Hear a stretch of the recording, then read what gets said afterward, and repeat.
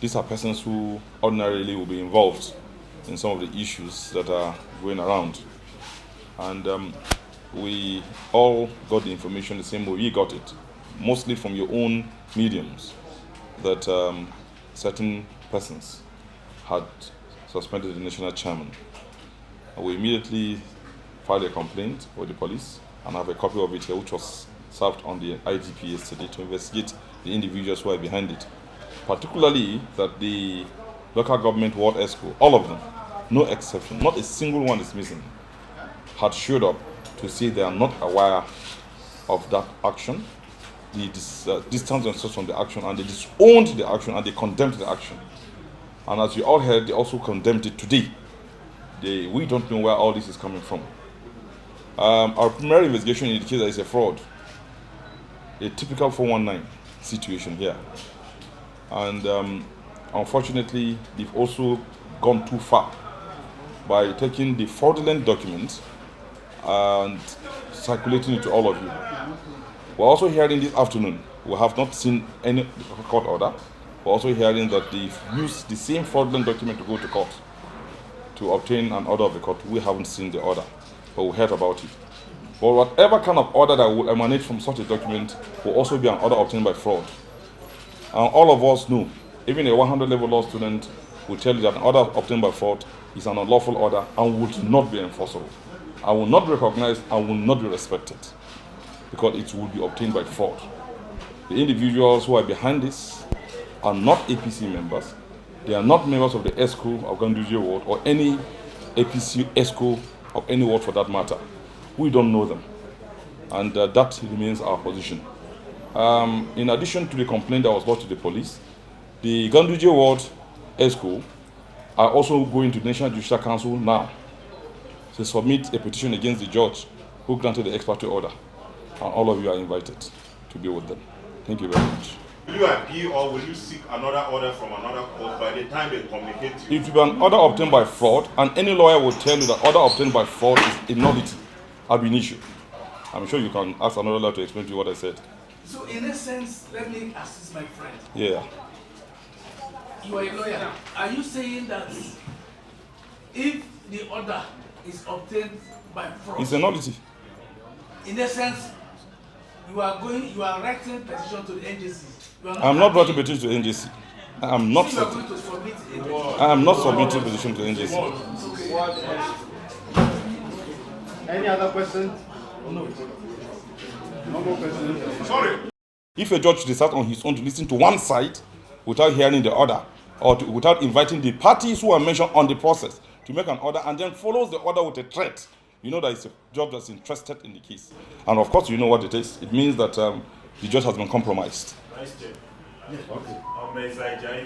Yes. Some of us have copies of your, what I refer to your old constitution. I will not answer that question because the persons who purportedly suspended the chairman are not what executives. Thank you. I have one question.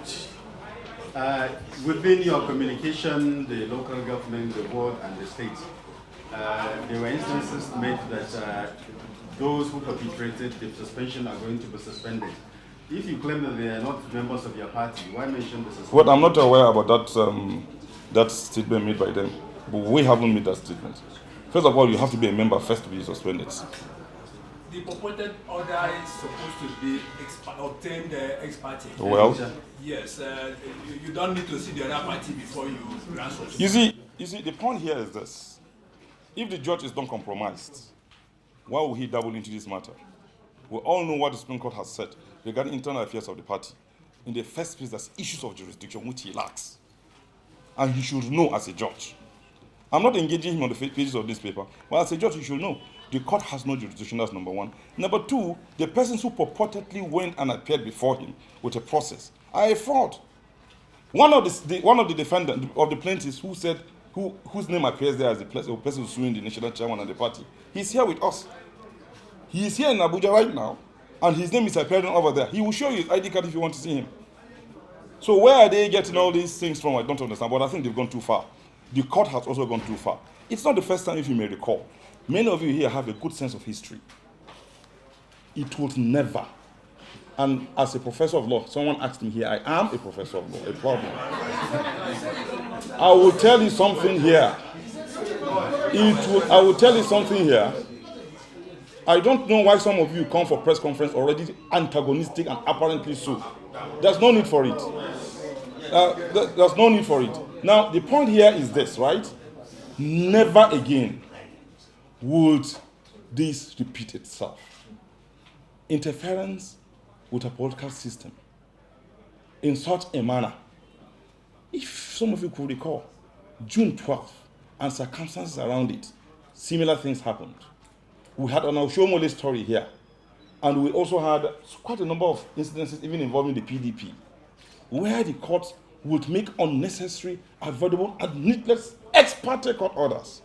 It is on the basis of that that the NJC issued a warning to the judges and repeatedly also not to be granting such ex parte orders without granting opportunity to the other side to be heard. Now let me ask you something. What will it take if the judge had said, serve them with a hearing notice? Let me hear them. He can accelerate it. This party had been sued at the Federal High Court, Kano, last year, and with a similar application. The judge refused to grant the ex parte order. What he did instead was ordered that we should be served. Within 3 days, we were there. And the judge discovered that the entire process filed before him was a charade. If he had granted the order, he would have put himself in trouble. And that's exactly the same scenario we found ourselves today. Just for the record, two people standing, This is the Deputy National Legal Advisor. This is the Kano State Legal Advisor of the APC. Yes. Okay, just